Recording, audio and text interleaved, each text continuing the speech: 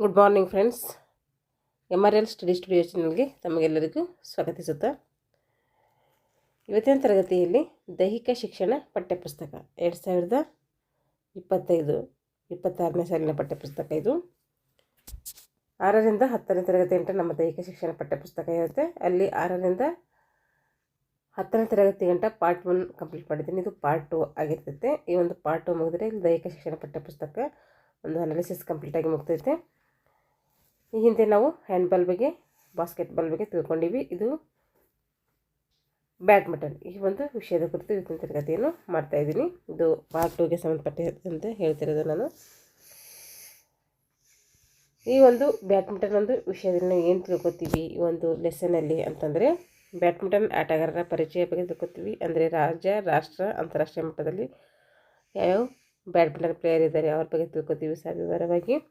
ಹಾಗೆ ವಿವಿಧ ಹಂತಗಳಲ್ಲಿ ನಡೆಯುವಂತಹ ಬ್ಯಾಡ್ಮಿಂಟನ್ ಪಂದ್ಯಾವಳಿಗಳು ಕುರಿತು ತಿಳ್ಕೊತೀವಿ. ಇಷ್ಟು ವಿಷಯ, ಇವೆರಡು ವಿಷಯದ ಮೇಲೆ ಈ ಒಂದು ಲೆಸನ್ ಆಗಿರ್ತೈತೆ. 8ನೇ ತರಗತಿಯಲ್ಲಿ ನಾವೇನು ಮಾಡಿವಿ, ಅದರ ಹಿಸ್ಟ್ರಿ, ಅದರ ನಿಯಮಗಳು ಮತ್ತು ಆಡುವಂಥ ಲಕ್ಷಣಗಳು, ಅದು ಗ್ರೌಂಡ್ ಮೆಜರ್ಮೆಂಟು, ಎಲ್ಲ ಹಲವಾರು ವಿಷಯಗಳ ಬಗ್ಗೆ ಹಿಂದಿನ ತರಗತಿಯಲ್ಲಿ ತಿಳ್ಕೊಂಡಿದ್ದೀವಿ. ನೋಡಿರಲಿ, 8ನೇ ತರಗತಿಯಲ್ಲಿ ನಾವು ಈ ಆಟದ ಇತಿಹಾಸ ತಿಳ್ಕೊಂಡಿದ್ದೀವಿ, ಇದರ ಅಂಕಣದ ಅಳತೆಗಳು ತಿಳ್ಕೊಂಡಿದ್ದೀವಿ, ಹಾಗೂ ವಿವಿಧ ಕ್ಷೇತ್ರಗಳ ಉದ್ದೇಶಗಳ ಬಗ್ಗೆ ತಿಳ್ಕೊಂಡಿದ್ವಿ. ಬ್ಯಾಡ್ಮಿಂಟನ್ ಆಟಕ್ಕೆ ಬೇಕಾಗುವ ಸಲಕರಣೆಗಳ ಬಗ್ಗೆ ಮತ್ತು ಆಟದ ಸಾಮಾನ್ಯ ನಿಯಮಗಳು, ಈ ಎಲ್ಲದರ ಬಗ್ಗೆ ನೋಡಿ ಹಿಂದಿನ ತರಗತಿಯಲ್ಲಿ 8ನೇ ತರಗತಿಯಲ್ಲಿ ತಿಳ್ಕೊಂಡಿದ್ವಿ. ಕಳೆದ ವರ್ಷ ಅಂದರೆ 9ನೇ ತರಗತಿಯಲ್ಲಿ ಈ ಕ್ರೀಡೆಗಳಲ್ಲಿ ಬಳಸುವಂತಹ ತಂತ್ರಗಳನ್ನು ಕುರಿತು ನಮ್ಮ ರಾಜ್ಯ ಮತ್ತು ರಾಷ್ಟ್ರದ ಸಾಧನೆಗಳನ್ನು ಕೂಡ ನಾವು ತಿಳ್ಕೊಂಡಿದ್ದೀವಿ. ಹಾಗೆ ಕ್ರೀಡಾ ಪ್ರಶಸ್ತಿಗಳನ್ನು ಕೂಡ ಅಭ್ಯಾಸ ಮಾಡಿದ್ದೀವಿ. ಈ ವರ್ಷ ನಾವು ಏನು ಮಾಡಬೇಕಂದ್ರೆ, ಕ್ರೀಡೆಯಲ್ಲಿ ಸಾಧನೆಗೈದ ನಮ್ಮ ರಾಜ್ಯದ, ನಮ್ಮ ರಾಷ್ಟ್ರದ ಹಾಗೂ ಅಂತಾರಾಷ್ಟ್ರೀಯ ಪ್ರಸಿದ್ಧ ಆಟಗಾರರ ಬಗ್ಗೆ ತಿಳ್ಕೊಬೇಕು. ಅಂದರೆ ಇದು ಒಂದು ತರಗತಿಯಿಂದ ಒಂದು ತರಗತಿಗೆ ಇರ್ತೈತೆ, ಲಿಂಕ್ ಇರುತ್ತೆ. ಅದಕ್ಕೆ ನಾವು ಹಿಂದಿನ ತರಗತಿಗಳು ನೋಡಿಕೊಂಡೆ ಈ ತರಗತಿಗಳು ನೋಡಿಕೊಂಡ್ರೆ ಅರ್ಥ ಆಗ್ತೈತೆ. ಇಲ್ಲಾಂದರೆ ಡೈರೆಕ್ಟಾಗಿ 10ನೇ ತರಗತಿ ತಿಳ್ಕೊತದೆ, ನಮಗೇನು ಯೂಸ್ ಆಗೋದಿಲ್ಲ. ಫಸ್ಟ್ ಹಿಸ್ಟ್ರಿ, ಅದಕ್ಕೆ ಸಂಬಂಧಪಟ್ಟಂತಹ ಗ್ರೌಂಡ್ ಮೆಜರ್ಮೆಂಟು, ಈ ರೀತಿ ಹಲವಾರು ವಿಷಯಗಳ ಬಗ್ಗೆ ತಿಳ್ಕೊಂಡ ಮೇಲೆ ಆಮೇಲೆ ಆ ಒಂದು ಆಟಗಾರರ ಒಂದು ಪರಿಚಯ ಬಗ್ಗೆ ತಿಳ್ಕೊಬೇಕು. ಹಿಸ್ಟ್ರಿ, ಗ್ರೌಂಡ್ ಮೆಜರ್ಮೆಂಟ್ ಇದೆಲ್ಲ ನಮಗೆ ಮುಖ್ಯವಾಗಿ ಇಂಪಾರ್ಟೆಂಟ್ ಆಗಿರ್ತೈತೆ. ಅದಕ್ಕೋಸ್ಕರ ಅವರು ಒಂದು ತರಗತಿಯಿಂದ ಒಂದು ತರಗತಿಗೆ ಲಿಂಕ್ ಇಟ್ಟಿದ್ದಾರೆ. ಅದಕ್ಕೆ ನೀವು ಕಂಟಿನ್ಯೂ ಆಗಿ 6ರಿಂದ ಓದ್ಕೊತಾ ಬನ್ನಿ.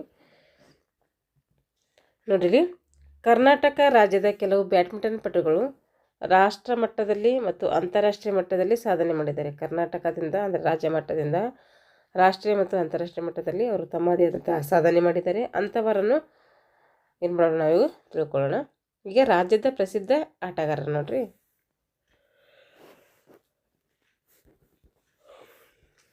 ಅದರಲ್ಲಿ ಪ್ರಕಾಶ್ ಪಡ್ಕೋಣೆ ಅಂದ್ರೇ ಇವರೇನು ಬ್ಯಾಡ್ಮಿಂಟನ್ಗೆ ಫೇಮಸ್ ಆದಂಥ ಪ್ಲೇಯರು ಅಂತ ಅರ್ಥ. ಇವರು ಜೂನ್ 10, 1955ರಲ್ಲಿ ಬೆಂಗಳೂರಿನಲ್ಲಿ ಜನಿಸ್ತಾರೆ. ಇವರನ್ನು ಬ್ಯಾಡ್ಮಿಂಟನ್ ಕ್ರೀಡೆಯಲ್ಲಿ ಜೆಂಟಲ್ ಟೈಗರ್ ಅಂತೇಳಿ ಕರಿತೀವಿ. ಏನಂತ ಕರಿತೀವಿ ಇವರಿಗೆ? ಜೆಂಟಲ್ ಟೈಗರ್ ಅಂತೇಳಿ ಕರಿತೀವಿ.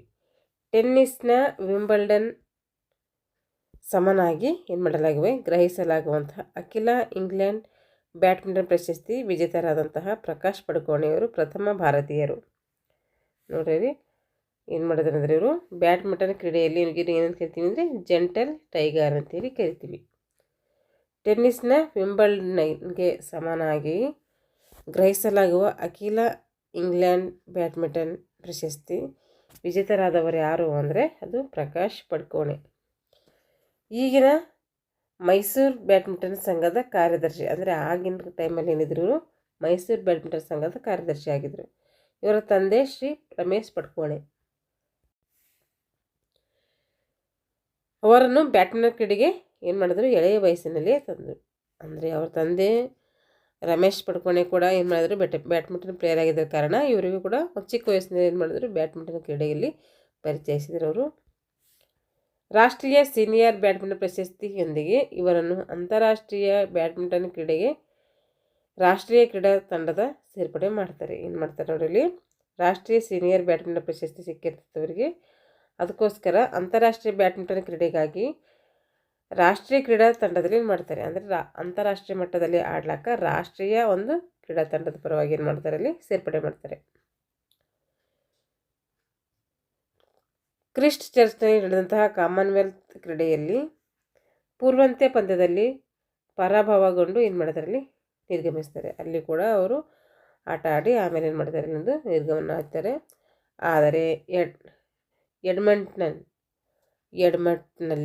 ನಡೆದಂತಹ ಕಾಮನ್ವೆಲ್ತ್ ಕ್ರೀಡೆಯಲ್ಲಿ ಡೆರೆಕ್ ಟೇಲ್ಬಾಟ್ ಇವರನ್ನು ಏನು ಮಾಡಿದ್ರು, ಪ್ರಭಾವಗಳಿಸಿ ಸ್ವರ್ಣ ಪದಕ ಪಡೆದರು. ನೋಡ್ರಿ, ಕಾಮನ್ವೆಲ್ತ್ ಕ್ರೀಡೆಯಲ್ಲಿ ಅಲ್ಲಿ ಏನು ಮಾಡಿದ್ರು ನಿರ್ಗಮನ, ಅಂದರೆ ಕ್ರಿಸ್ಟ್ ಚರ್ಚ್ನಲ್ಲಿ ಕಾಮನ್ವೆಲ್ತ್ ಕ್ರೀಡೆಯಲ್ಲಿ ಅವ್ರು ಏನು ಮಾಡಿದ್ರು, ಪೂರ್ವ ಹಂತದಲ್ಲಿ ಅಂದರೆ ಫಸ್ಟಿಗೆ ಏನು ಮಾಡಿದ್ರು, ಅಲ್ಲಿಂದು ಔಟ್ ಆದರು, ಅಲ್ಲಿ ನಿರ್ಗಮಿಸಿದ್ರು. ಆದರೆ ಎಡ್ಮಂಟ್ನಲ್ಲಿ ನಡೆದಂತಹ ಕಾಮನ್ವೆಲ್ತ್ ಕ್ರೀಡೆಯಲ್ಲಿ ಏನು ಮಾಡಿದ್ರು ಅಂದರೆ ಅವರು ಡೆರೆಕ್ ಟೇಲ್ಬಾಟ್ ಇವರನ್ನು ಸೋಲಿಸಿ ಸ್ವರ್ಣ ಪದಕ ಪಡ್ಕೊಳ್ತಾರೆ. ಏನು, ಅಲ್ಲಿ ಚಿನ್ನದ ಪದಕವನ್ನು ಪಡ್ಕೊಳ್ತಾರೆ ಅಂತ ಅರ್ಥ. ನಂತರ ಏನು ಮಾಡಿದ್ರು ಅಂದರೆ ಲಂಡನ್ನಿನ ರಾಯಲ್ಸ್ ಎಲ್ಬರ್ಟ್ ಹಾಲ್ನಲ್ಲಿ ನಡೆದಂತಹ ಇಂಗ್ಲಿಷ್ ಮಾಸ್ಟರ್ ಚಾಂಪಿಯನ್ಶಿಪ್ನಲ್ಲಿ ಏನು ಪ್ರಶಸ್ತಿಯನ್ನು ಪಡ್ಕೊಳ್ತಾರೆ. ಮುಂದುವರೆದು ಇವರು ಡ್ಯಾನಿಷ್ ಮುಕ್ತ ಮತ್ತು ಸ್ವೀಡಿಷ್ ಮುಕ್ತ ಚಾಂಪಿಯನ್ಶಿಪ್ಪನ್ನು ಕೂಡ ಪಡ್ಕೊಳ್ತಾರೆ. ಏನು ಮಾಡ್ತಾರೆ ಇವರು, ಮುಂದುವರೆದು ಡ್ಯಾನಿಷ್ ಮುಕ್ತ ಮತ್ತು ಸ್ವೀಡಿಷ್ ಮುಕ್ತ ಚಾಂಪಿಯನ್ಶಿಪ್ಗಳನ್ನು ಕೂಡ ಇವರು ಪಡ್ಕೊಳ್ತಾರೆ. ಇವರು ಅಖಿಲ ಇಂಗ್ಲೆಂಡ್ ಚಾಂಪಿಯನ್ಶಿಪ್ನ ಗೆಲುವು ಇವರಿಗೆ ಜಗತ್ತಿನ ಪ್ರಥಮ ಶ್ರೇಯಾಂಕವನ್ನು ತಂದುಕೊಡ್ತೈತೆ. ಏನು ಮಾಡ್ತೈತೆ ಇವರು, ಅಖಿಲ ಇಂಗ್ಲೆಂಡ್ ಚಾಂಪಿಯನ್ಶಿಪ್ನ ಗೆಲುವು ಇವರಿಗೆ ಏನು ಮಾಡ್ತೈತೆ, ಜಗತ್ತಿನ ಪ್ರಥಮ ಶ್ರೇಯಾಂಕವನ್ನು ಇವರಿಗೆ ತಂದುಕೊಡ್ತೈತೆ. ಇವರು ಸ್ವೀಡಿಷ್ ಮುಕ್ತ ಟೂರ್ನಮೆಂಟ್ನಲ್ಲಿ ಏನು ಮಾಡ್ತಾರೆ ಅಂದರೆ ರೂಡಿ ಹರ್ಮನ್ ಇವರನ್ನು ಪ್ರಾರಂಭಿಕ ಸುತ್ತಿನಲ್ಲಿಯೇ ಪರಾಭವಗೊಳಿಸ್ತಾರೆ. ಇವರು ಸ್ವೀಡಿಷ್ ಮುಕ್ತ ಟೂರ್ನಮೆಂಟ್ನಲ್ಲಿ ಏನು ಮಾಡ್ತಾರೆ, ರೂಡಿ ಹಾರ್ಟೋನು ಇವರನ್ನು ಏನು ಮಾಡ್ತಾರೆ, ಪ್ರಾರಂಭಿಕ ಸುತ್ತಿನಲ್ಲಿ ಪರಾಭವಗೊಳಿಸ್ತಾರೆ. ಇದು ಇವರಿಗೆ ಏನಾಯಿತು, ಅವಿಸ್ಮರಣೀಯ ಘಟನೆಯಾಗಿ ಉಳಿತೈತೆ. ಅಂದರೆ ಅಷ್ಟು ಇವರಿಗೆ ಅದು ಏನು ಮಾಡ್ತೈತೆ, ಒಂಥರ ನೆನಪಿಗೋಸ್ಕರ ಮರೆಯಲಾಗದಂಥ ಒಂದು ಘಟನೆ ಆಗಿರ್ತೈತೆ ಅದು. ಪ್ರಕಾಶ್ ಪಡ್ಕೋಣೆ ಇವರಿಗೆ ಅರ್ಜುನ ಪ್ರಶಸ್ತಿಯನ್ನು ಕೂಡ ಕೊಡ್ತಾರೆ, ಹಾಗೆ ಪದ್ಮಶ್ರೀ ಪ್ರಶಸ್ತಿಯನ್ನು ಕೂಡ ಕೊಡ್ತಾರೆ. ಅರ್ಜುನ ಪ್ರಶಸ್ತಿ ಮತ್ತು ಪದ್ಮಶ್ರೀ ಪ್ರಶಸ್ತಿ ಇವು ಏನಂತಂದರೆ ಕ್ರೀಡೆಯಲ್ಲಿ ಸಾಧನೆ ಮಾಡಿದವರಿಗೂ ಕೂಡ ಅರ್ಜುನ ಪ್ರಶಸ್ತಿ, ದ್ರೋಣಾಚಾರ್ಯ ಪ್ರಶಸ್ತಿ, ಏಕಲವ್ಯ ಪ್ರಶಸ್ತಿ ಎಲ್ಲ ಕೊಡ್ತಾರೆ. ಪದ್ಮಶ್ರೀ ಪ್ರಶಸ್ತಿ ಆಲ್ಮೋಸ್ಟ್ ಎಲ್ಲರಿಗೂ ಕೊಡ್ತಾರೆ ಸಾಧನೆ ಮಾಡಿದವರಿಗೆ. ಇದು ನಿಮಗೆ ತಿಳಿದಿರಲಿ. ಏನ್ರಿ, ಕರ್ನಾಟಕದವರಾದಂತಹ ಶ್ರೀ ಪ್ರಕಾಶ್ ಪಡ್ಕೋಣೆಯವರು ಆಲ್ ಇಂಗ್ಲೆಂಡ್ ಚಾಂಪಿಯನ್ಶಿಪ್ನಲ್ಲಿ ಪ್ರಶಸ್ತಿ ಪಡೆದ ಭಾರತದ ಪ್ರಪ್ರಥಮ ಬ್ಯಾಡ್ಮಿಂಟನ್ ಆಟಗಾರ. ಅಂದರೆ ಕರ್ನಾಟಕದಿಂದ ಅಂತಾರಾಷ್ಟ್ರೀಯ ಮಟ್ಟದಲ್ಲಿ ಏನು ಮಾಡ್ತಾರೆ ಇವರು, ಸಾಧನೆಯನ್ನು ಮಾಡ್ತಾರೆ, ಅಂತಾರಾಷ್ಟ್ರೀಯ ಮಟ್ಟದಂಥ ಸಾಧನೆಯನ್ನು ಮಾಡ್ತಾರೆ. ಹಾಗಾಗಿ ಇವ್ರಿಗೆ ಏನು ಮಾಡ್ತಾರೆ ಅಂದರೆ ನೋಡಿರಿ, ಕರ್ನಾಟಕದಾದಂಥ ಶ್ರೀ ಪಡ್ಕೋಣೆಯವರು ಇಂಗ್ಲೆಂಡ್ ಚಾಂಪಿಯನ್ಶಿಪ್ನಲ್ಲಿ, ಅಂದರೆ ಇಲ್ಲಿ ಇಂಗ್ಲೆಂಡ್ ಚಾಂಪಿಯನ್ಶಿಪ್ನಲ್ಲಿ, ಆಲ್ ಇಂಗ್ಲೆಂಡ್ ಚಾಂಪಿಯನ್ಶಿಪ್ನಲ್ಲಿ ಏನು ಮಾಡ್ತಾರೆ, ಭಾರತದಿಂದ ಪ್ರಶಸ್ತಿ ಪಡೆದಂಥ ಪ್ರಪ್ರಥಮ ಬ್ಯಾಡ್ಮಿಂಟನ್ ಆಟಗಾರರಾಗಿರ್ತಾರೆ. ಇಂಪಾರ್ಟೆಂಟ್ ಇದು. ಈಗ ಅನೂಪ್ ಶ್ರೀಧರ್ ಇವರು ಬೆಂಗಳೂರಿನವರಾದ ಇವರನ್ನು ಇತ್ತೀಚಿನ ದಿನಗಳಲ್ಲಿ ಭಾರತದ ಅತ್ಯುತ್ತಮ ಆಟಗಾರರೆಂದು ಏನು ಮಾಡ್ತಾರೆ, ಪರಿಗಣಿಸ್ತಾರೆ. ಏನು ಮಾಡ್ತಾರೆ, ಬೆಂಗಳೂರಿನವರಾದಂಥ ಇವರು ಕೂಡ ಬೆಂಗಳೂರಿನವರು. ಪ್ರಕಾಶ್ ಪಡ್ಕೋಣೆ ಕೂಡ ಬೆಂಗಳೂರಿನವರು. ಯಾವ ಊರು ಏನು ಸುದ್ದಿ ಅಂತ ಇರುತ್ತೆ ಕೇಳೋದಿಲ್ಲ, ಅವರು ಸಾಧನೆ ಮಾತ್ರ ಕೇಳ್ತಾರೆ. ಅವ್ರು ಬಿರುದು ಅಂತಂದರೆ ಬಿರುದು ಕೇಳ್ತಾರೆ, ಯಾವ ಒಂದು ಗೇಮ್ಸ್ಗೆ ಫೇಮಸ್ಸು ಅಂತ ಆ ರೀತಿ ಕೇಳ್ತಾರೆ. ಇವರು ನೋಡಿ ಭಾರತದ ಅತ್ಯುತ್ತಮ ಆಟಗಾರರೆಂದು ಪರಿಗಣಿಸ್ತಾರೆ. ಇವರು ರಾಷ್ಟ್ರೀಯ ಬ್ಯಾಡ್ಮಿಂಟನ್ ಚಾಂಪಿಯನ್ಶಿಪ್ನಲ್ಲಿ ಸತತವಾಗಿ 3 ಸಲ ಏನು ಮಾಡ್ತಾರೆ, ಗೆದ್ದಿದ್ದಾರೆ. ಇದರಲ್ಲಿ ರಾಷ್ಟ್ರೀಯ ಬ್ಯಾಡ್ಮಿಂಟನ್ ಚಾಂಪಿಯನ್ಶಿಪ್ನಲ್ಲಿ 3 ಸಲ ಸತತವಾಗಿ ವಿನ್ ಆಗ್ತಾರೆ. ಇವರು ಅತ್ಯಂತ ವೇಗವಾಗಿ ಶಟಲ್ ಅಪ್ಪಳಿಸುವವರೆಂದು, ಅಂದರೆ ಏನು ಮಾಡ್ತಿದ್ರು, ಎಷ್ಟು ವೇಗವಾಗಿ ಶಟಲ್ ಬರ್ತಾರೆ ಅಷ್ಟೇ ವೇಗವಾಗಿ ಏನು ಮಾಡ್ತಾಯಿದ್ರು, ಅವರು ಶಟಲನ್ನು ಅಪ್ಪಳಿಸುವವರೆಂದು ಏನು ಮಾಡ್ತಾಯಿದ್ರು, ಇವರು ಹೆಸರುವಾಸಿಯಾಗಿದ್ದರು. ಅಂದರೆ ಪವರ್ಫುಲ್ ಸ್ಮ್ಯಾಶರ್ ಅಂತೇಳಿ ಇವರನ್ನು ಗುರುತಿಸ್ತಾರೆ. ಇವರು 2002ರಲ್ಲಿಯೇ ಅಂತಾರಾಷ್ಟ್ರೀಯ ಮಟ್ಟದಲ್ಲಿ ಏನು ಮಾಡ್ತಾರೆ, ಅರ್ಹತೆಯನ್ನು ಪಡ್ಕೊಂಡು ಅದರಲ್ಲಿ ಭಾಗವಹಿಸ್ತಾರೆ. 30ನೇ ಹಂಗೇರಿಯನ್ ಅಂತಾರಾಷ್ಟ್ರೀಯ ಕೂಟದಲ್ಲಿ ಇವರು ವಿಜಯ ಆಗ್ತಾರೆ. 30ನೇ ಹಂಗೇರಿಯನ್ ಅಂತಾರಾಷ್ಟ್ರೀಯ ಕ್ರೀಡಾಕೂಟ ನಡೀತೈತೆ, ಅದರಲ್ಲಿ ಏನಾಗ್ತಾರೆ, ವಿನ್ ಆಗ್ತಾರೆ. ಇವರು ಮೆಲ್ಬೋರ್ನ್ನ ಕಾಮನ್ವೆಲ್ತ್ ಕ್ರೀಡಾಕೂಟದಲ್ಲಿ ಏನು ಕೊಡ್ತಾರೆ, ಇವರು ಕಂಚಿನ ಪದಕವನ್ನು ಗೆದ್ಕೊಳ್ತಾರೆ. ಕಾಮನ್ವೆಲ್ತ್ ಕ್ರೀಡಾಕೂಟ ಎಲ್ಲಿ ನಡೀತಿದೆ, ಮೆಲ್ಬೋರ್ನಲ್ಲಿ ನಡೀತೈತೆ. ಅಲ್ಲಿ ಯಾವ ಪದಕ ಗೆದ್ದರು ಅಂದರೆ ಇವರು ಕಂಚಿನ ಪದಕ ಗೆದ್ಕೊಳ್ತಾರೆ. ಇವರು ಅಂತಾರಾಷ್ಟ್ರೀಯ ಅಗ್ರ ಶ್ರೇಯಾಂಕಿತನಾದಂತಹ ಇಂಡೋನೇಷಿಯಾದ ತೌಫಿಕ್ ಹಿದಾಯುತ್ ಇವರನ್ನು ಸೋಲಿಸ್ತಾರೆ. ಯಾರು ಸೋಲಿಸ್ತಾರೆ ಇವರು? ಅಂತಾರಾಷ್ಟ್ರೀಯ ಅಗ್ರ ಶ್ರೇಯಾಂಕಿತನಾದಂತಹ ಇಂಡೋನೇಷಿಯಾದ ತೌಫಿಕ್ ಹಿದಾಯತ್ ಅವರನ್ನು ಸೋಲಿಸಿದರು. ಇವರಿಗೆ ಕರ್ನಾಟಕ ರಾಜ್ಯದ ಏಕಲವ್ಯ ಪ್ರಶಸ್ತಿ ನೀಡಿ ಏನು ಮಾಡ್ತಾರೆ, ಗೌರವಿಸ್ತಾರೆ. ಮತ್ತು ಭಾರತ ಸರ್ಕಾರವು ಅರ್ಜುನ ಪ್ರಶಸ್ತಿ ಕೂಡ ನೀಡ್ತೈತೆ. ಕರ್ನಾಟಕ ಸರ್ಕಾರ ಏಕಲವ್ಯ ಪ್ರಶಸ್ತಿ ನೀಡಿದರೆ ಭಾರತ ಸರ್ಕಾರ ಅರ್ಜುನ ಪ್ರಶಸ್ತಿಯನ್ನು ನೀಡ್ತೈತೆ. ಅರ್ಜುನ ಪ್ರಶಸ್ತಿ ತರಬೇತುದಾರರಿಗೆ ಕೊಡ್ತಾರೆ, ಏಕಲವ್ಯ ಪ್ರಶಸ್ತಿ ಕ್ರೀಡಾ ಸಾಧಕರಿಗೆ ಕೊಡ್ತಾರೆ. ಅರವಿಂದ್ ಭಟ್ ಬೆಂಗಳೂರಿನ ಪ್ರಕಾಶ್ ಪಡುಕೋಣೆ ಅಕಾಡೆಮಿಯಲ್ಲಿ ಪಳಗಿದಂತಹ ಅರವಿಂದರು. ಇವರು ಕೂಡ ಬೆಂಗಳೂರಿನ ಪ್ರಕಾಶ್ ಪಡುಕೋಣೆಯಲ್ಲಿ, ಅಂದರೆ ಅವ್ರ ಹತ್ರ ಏನು ಮಾಡ್ತಾರೆ, ಇವರು ಅವರೊಂದು ಅಕಾಡೆಮಿ ಇರ್ತೈತೆ. ಆಮೇಲೆ ಆ ಅಕಾಡೆಮಿಯಲ್ಲಿ ಏನು ಮಾಡ್ತಾರೆ, ಇವರು ತರಬೇತಿಯನ್ನು ಪಡ್ಕೊಂಡು ಅದರಿಂದ ಹೊರಹೊಮ್ತಾರೆ. ಆಗ ಜಗತ್ತಿನ 46ನೇ ಶ್ರೇಯಾಂಕಿತರು ಇವರು. ಈಗಿನ ಕಾಲದಲ್ಲಿ 46ನೇ ಜಗತ್ತಿನ ಪ್ರಪಂಚದಲ್ಲಿ 46ನೇ ಶ್ರೇಯಾಂಕವನ್ನು ಇವರು ಪಡ್ಕೊಳ್ತಾರೆ. ರಾಷ್ಟ್ರೀಯ ವೀರಗ್ರಹಣಿಯಾಗಿರ್ತಾರೆ ಇವರು ಸ್ಕಾಟಿಷ್ ಮುಕ್ತ ಬ್ಯಾಡ್ಮಿಂಟನ್ ಟೂರ್ನಿಯಲ್ಲಿ ತೃತೀಯ ಸೀಡ್ ಆದಂತಹ ಜರ್ಮನಿಯ ಮಾರ್ಕ್ ಜ್ವಿಬ್ಲರ್ ಇವರನ್ನು 15-8, 15-7 ಈರಿಂದ ಮಣಿಸಿ, ಅಂದರೆ 15-8 ಮತ್ತು 15-7 ಈ ರೀತಿ ಏನು ಮಾಡ್ತಾರೆ, ಅವ್ರ ಜೊತೆ ಆಟ ಆಡಿ ಅವರನ್ನು ಸೋಲಿಸಿ ಚಾಂಪಿಯನ್ ಕೂಡ ಆಗ್ತಾರೆ.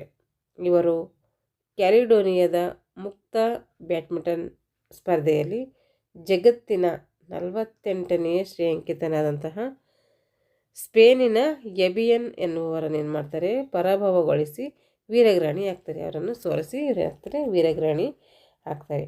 ಮುಂದುವರೆದು ಇವರು ಚೆಕ್ ಅಂತಾರಾಷ್ಟ್ರೀಯ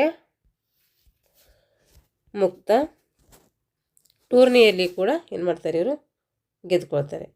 ಅರವಿಂದ್ ಭಟ್ರವರು ಡಮಾಸ್ಕಸ್ನ ಸಿರಿಯನ್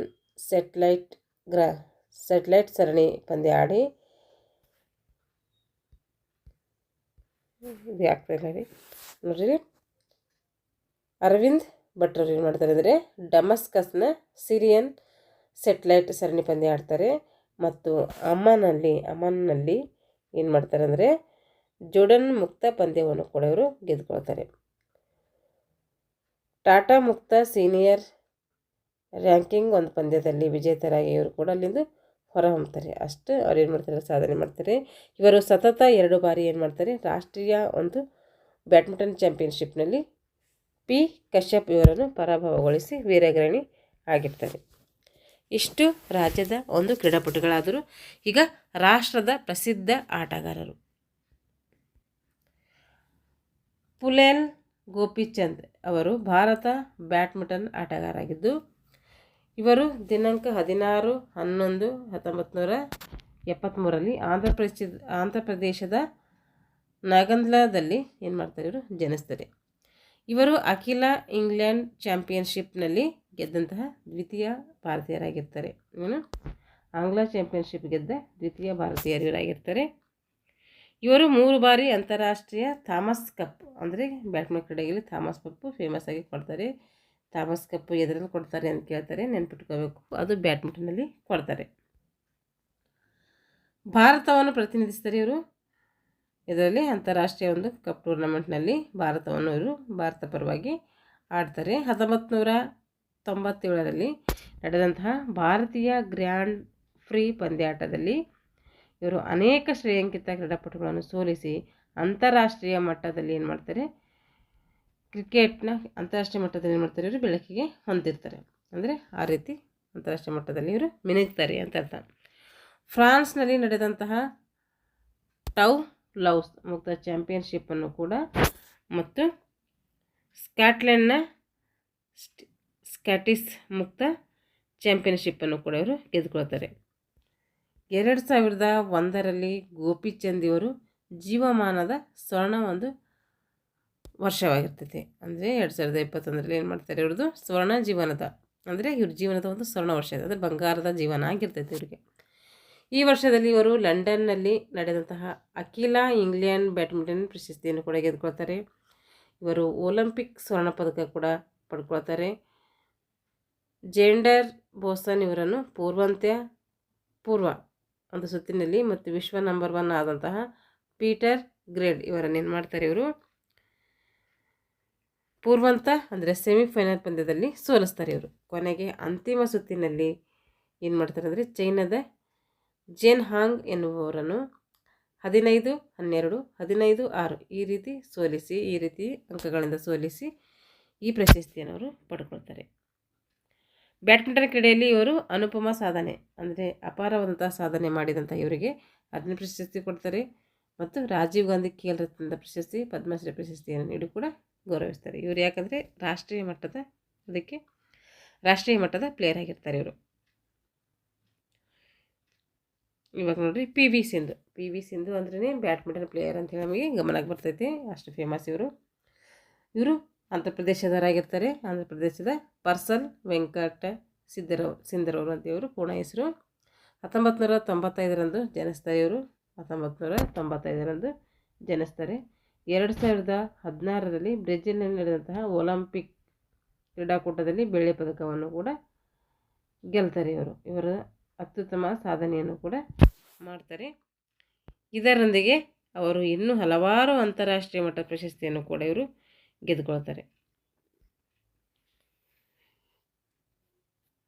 ನೋಡ್ರಿ, ಅಂತಾರಾಷ್ಟ್ರೀಯ ಮಟ್ಟದ ಪ್ರಶಸ್ತಿಗಳನ್ನು ಪಡ್ಕೊಂಡ ಮೇಲೆ 2013ರಲ್ಲಿ ಅರ್ಜುನ ಪ್ರಶಸ್ತಿ ಸಿಗ್ತೈತೆ, 2015ರಲ್ಲಿ ಪದ್ಮಶ್ರೀ ಪ್ರಶಸ್ತಿ, 2016ರಲ್ಲಿ ರಾಜೀವ್ ಗಾಂಧಿ ಖೇಲ್ ರತ್ನ ಪ್ರಶಸ್ತಿ ಇವರಿಗೆ ಲಭಿಸ್ತವೆ. ಇಂಡೋನೇಷ್ಯಾದ international Macau open, Malaysia master, China open ಪಂದ್ಯಾಟಗಳಲ್ಲಿ ಇವರು ಏನು ಮಾಡ್ತಾರೆ, ಜಯಶಾಲಿಯನ್ನು ವಿನ್ ಆಗ್ತಾರೆ ಇವರು.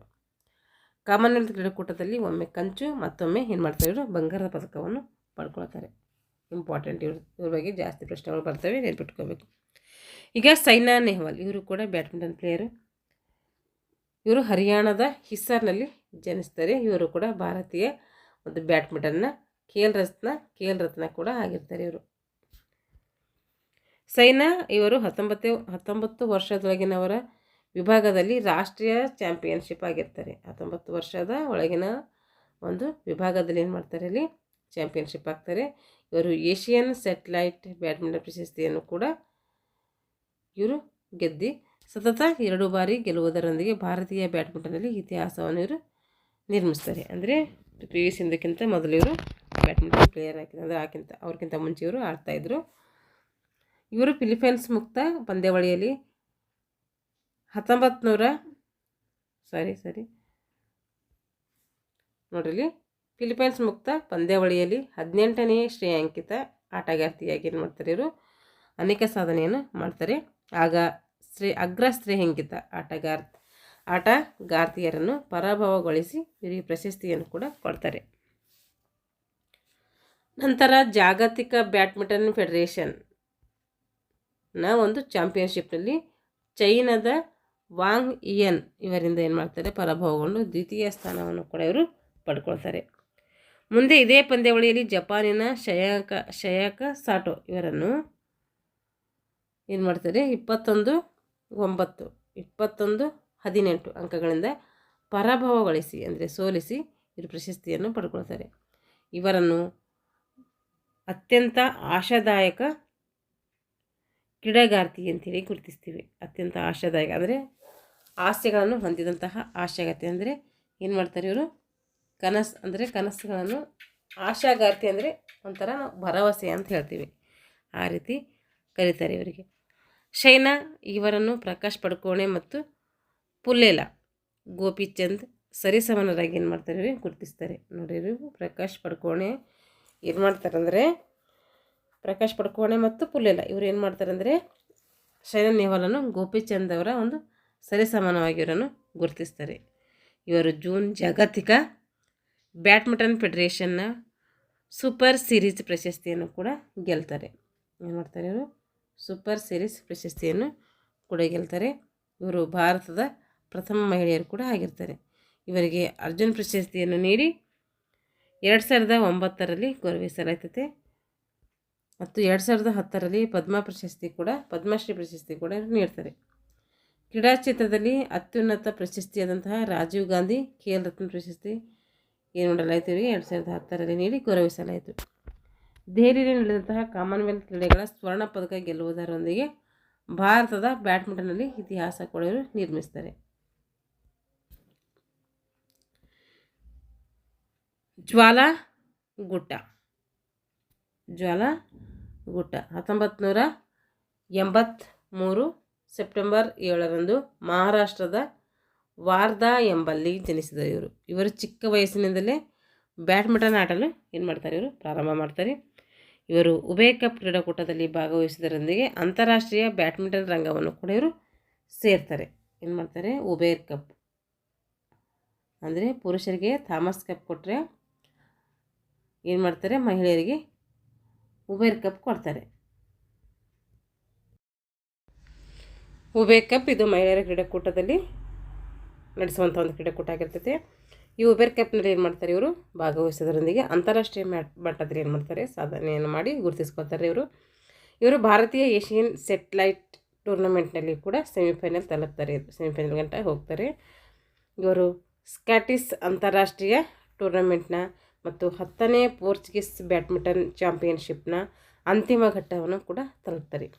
ಇವರು ಸೈಪ್ರಸ್ ಬ್ಯಾಡ್ಮಿಂಟನ್ ಅಂತಾರಾಷ್ಟ್ರೀಯ ಪ್ರಶಸ್ತಿಯನ್ನು ಕೂಡ ಇವರು ಗೆದ್ದುಕೊಳ್ತಾರೆ. ಅದೇ ವರ್ಷದಲ್ಲಿ ಇವರು ಪಾಕಿಸ್ತಾನ್ ಅಂತಾರಾಷ್ಟ್ರೀಯ ಆಹ್ವಾನ ಮತ್ತು ಭಾರತೀಯ ಅಂತಾರಾಷ್ಟ್ರೀಯ ಆಹ್ವಾನ ಪ್ರಶಸ್ತಿಯನ್ನು ಕೂಡ ಇವರು ಪಡ್ಕೊಳ್ತಾರೆ. ಎರಡೂ ದೇಶದ ಪ್ರಶಸ್ತಿಯನ್ನು ಕೂಡ ಇವರು ಪಡ್ಕೊಳ್ತಾರೆ. ನಂತರ ನೇಪಾಳ ಅಂತಾರಾಷ್ಟ್ರೀಯ ಪ್ರಶಸ್ತಿ ಮತ್ತು ಡಚ್ ಮುಕ್ತ ಗ್ರಾನ್ ಪ್ರಿ ಪ್ರಶಸ್ತಿ ಹಾಗೂ ಮಹಿಳೆಯರ ಜೋಡಿ ವಿಭಾಗದಲ್ಲಿ ಕೂಡ ಇವರು ಏನು ಮಾಡ್ತಾರೆ? ಪ್ರಶಸ್ತಿಯನ್ನು ಕೂಡ ಗೆದ್ದುಕೊಳ್ತಾರೆ. ಇವರಿಗೆ ಅರ್ಜುನ್ ಪ್ರಶಸ್ತಿ ನೀಡಿ ಗೌರವಿಸಲಾಗ್ತದೆ. ಅರ್ಜುನ್ ಪ್ರಶಸ್ತಿ ಸ್ಥಾಪನೆಯಾಗಿದ್ದು ಯಾವಾಗ ಅಂತ ಕೇಳಿದರೆ 1961ರಲ್ಲಿ ಕೊಡ್ತಾರೆ. ಈಗ ಅಪರ್ಣಾ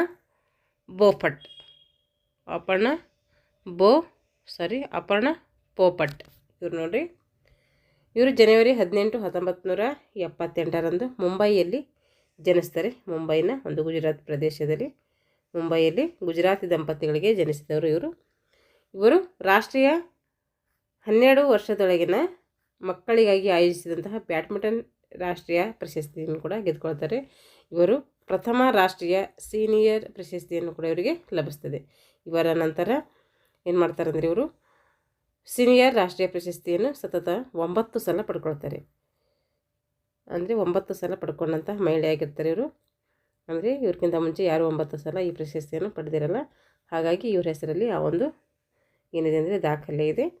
ಅಪರ್ಣಾ ಪೋಪಟ್ ಇವರು ಅಂತಾರಾಷ್ಟ್ರೀಯ ರಂಗದಲ್ಲಿ ತಮ್ಮ ಹಿಂದಿನವರಿಗಿಂತಲೂ ಏನು ಮಾಡ್ತಾರೆ? ಉತ್ತಮ ಬ್ಯಾಡ್ಮಿಂಟನ್ ಆಟಗಾರರಾಗಿ ಹೊರಹೊಮ್ಮುತ್ತಾರೆ. ಇವರು ಡೆನ್ಮಾರ್ಕ್ನಲ್ಲಿ ಜರುಗಿದಂತಹ ಜಾಗತಿಕ ಜೂನಿಯರ್ ಬ್ಯಾಡ್ಮಿಂಟನ್ ಒಂದು ಸ್ಪರ್ಧೆಯಲ್ಲಿ ಭಾಗವಹಿಸ್ತಾರೆ. ಅಲ್ಲಿ ರಜತ ಪದಕವನ್ನು ಕೂಡ ಪಡ್ಕೊಳ್ತಾರೆ. ರಜತ ಅಂದರೆ ಬೆಳ್ಳಿ ಪದಕ ಪಡ್ಕೊಳ್ತಾರೆ.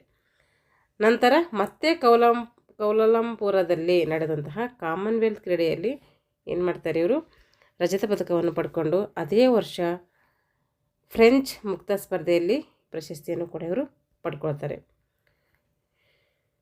ಭಾರತೀಯ ಮಹಿಳೆ ಅಂದರೆ ಫ್ರೆಂಚ್ ಪ್ರಶಸ್ತಿಯನ್ನು ಪಡ್ಕೊಂಡಂಥ ಭಾರತದ ಮೊದಲ ಮಹಿಳೆ ಆಗಿರ್ತಾರೆ ಇವರು.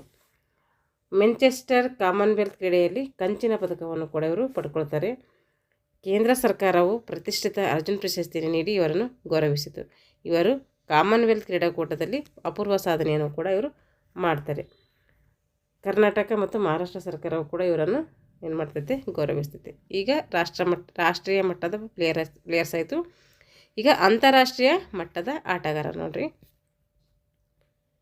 ಇವರು ಚೆನ್ ಜೀನ್ ಇವರು ಅಂತಾರಾಷ್ಟ್ರೀಯ ಮಟ್ಟದ ಒಬ್ಬ ಪ್ಲೇಯರ್. ಇವರು ಚೀನಾದ ಹೇಬಾಯಿ ಪ್ರಾಂತ್ಯದಲ್ಲಿ ಹಂಡನ್ ಎಂಬಲ್ಲಿ ಏನು ಮಾಡ್ತಾರೆ? ಇವರು 1986ರಂದು ಜನಿಸ್ತಾರೆ. ಜಾಗತಿಕ 6ನೇ ಶ್ರೇಯಾಂಕಿತ ಆಟಗಾರರಾಗಿರ್ತಾರೆ. ಇವರು ಏಷಿಯನ್ ಚಾಂಪಿಯನ್ ಒಂದು ಶಿಪ್ನಲ್ಲಿ ಏನು ಮಾಡ್ತಾರೆ? ಇವರು ಗೆದ್ದು ಜಾಗತಿಕ ಆಟಗಾರರಾಗಿ ಗುರುತಿಸ್ಕೊಳ್ತಾರೆ. ಇವರು ಇಲ್ಲಿಯವರೆಗೆ ಪೊಲೀಸ್ ಮತ್ತು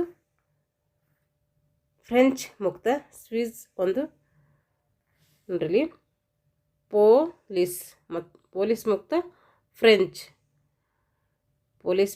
ಫ್ರೆಂಚ್ ಮುಕ್ತ, ಸ್ವಿಸ್ ಮುಕ್ತ ಎಂಬ ಪ್ರತಿಷ್ಠಿತ ಅಖಿಲ ಇಂಗ್ಲೆಂಡ್ ಮುಕ್ತ ಪಂದ್ಯಗಳನ್ನು ಏನು ಮಾಡ್ತಾರೆ ಇವರು ಪಡೆದುಕೊಂಡಿರ್ತಾರೆ. ಆ ಒಂದು ಪಂದ್ಯಗಳ ಪ್ರಶಸ್ತಿಯನ್ನು ಕೂಡ ಇವರು ಪಡ್ಕೊಳ್ತಾರೆ. ನೋಡಿರಿ ಇದು ಹೊಸದ ಹೆಸರಿದೆ ನೋಡ್ರಿ, ಇದು ಪೊಲೀಸ್ ಮುಕ್ತ, ಫ್ರೆಂಚ್ ಮುಕ್ತ, ಸ್ವಿಸ್ ಮುಕ್ತ ಮತ್ತು ಪ್ರತಿಷ್ಠಿತ ಅಖಿಲ ಇಂಗ್ಲೆಂಡ್ ಮುಕ್ತ ಪಂದ್ಯಾಟಗಳ ಪ್ರಶಸ್ತಿಯನ್ನು ಕೂಡ ಇವರು ಏನು ಮಾಡ್ತಾರೆ ಪಡ್ಕೊಳ್ತಾರೆ. ಇವರು ಅಖಿಲ ಇಂಗ್ಲೆಂಡ್ ಮುಕ್ತ ಬ್ಯಾಡ್ಮಿಂಟನ್ ಪ್ರಶಸ್ತಿಗಾಗಿ ತಮ್ಮ ತಂಡ ಸದಸ್ಯ ಹಿಂದಿನ ಚಾಂಪಿಯನ್ಶಿಪ್ ಜಾಗತಿಕ ಅಗ್ರಗಾರರಾಗಿ ಲಿನ್ ಡಾನ್ ಇವರನ್ನೇ ಪರಾಭವಗೊಳಿಸ್ತಾರೆ. ನೋಡ್ರಿ, ಇವರು ಅಖಿಲ ಇಂಗ್ಲೆಂಡ್ ಮುಕ್ತ ಬ್ಯಾಡ್ಮಿಂಟನ್ ಪ್ರಶಸ್ತಿಗಾಗಿ ಆ ಪ್ರಶಸ್ತಿ ಪಡ್ಕೋಬೇಕಾಗಿ ಅವರು ತಮ್ಮ ತಂಡದ ಸದಸ್ಯನಾದಂತಹ ಹಿಂದಿನ ಚಾಂಪಿಯನ್ ಯಾರಾಗಿದ್ದರು ಆ ಒಂದು ಲಿನ್ ಡಾನ್ ಆಗಿದ್ರಲ್ಲ ಅವರನ್ನು ಏನು ಮಾಡ್ತಾರೆ ಇವರು ಪರಾಭವಗೊಳಿಸಿ ಈ ಒಂದು ಸಾಧನೆಯನ್ನು ಮಾಡ್ತಾರೆ. ಆದರೆ ಬೀಜಿಂಗ್ ಒಲಿಂಪಿಕ್ಸ್ ಕ್ರೀಡೆಯಲ್ಲಿ ಅದೇ ಲಿನ್ ಡಾನ್ರಿಗೆ ಪೂರ್ವಾಂತ ಪಂದ್ಯದಲ್ಲಿ ಪರಾಭವಗೊಂಡು ಕಂಚಿನ ಪದಕಕ್ಕೆ ಏನಾಗ್ತಾರೆ ಇವರು ತೃಪ್ತಿ ಪಡಬೇಕಾಗ್ತೈತೆ.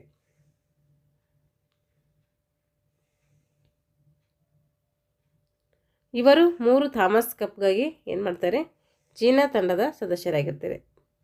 3 ಸರಿ ಥಾಮಸ್ ಕಪ್ಗಾಗಿ ಏನು ಮಾಡ್ತಾರೆ ಇವರು ಚೀನಾ ತಂಡದ ಪರವಾಗಿ ಆಡ್ತಾರೆ.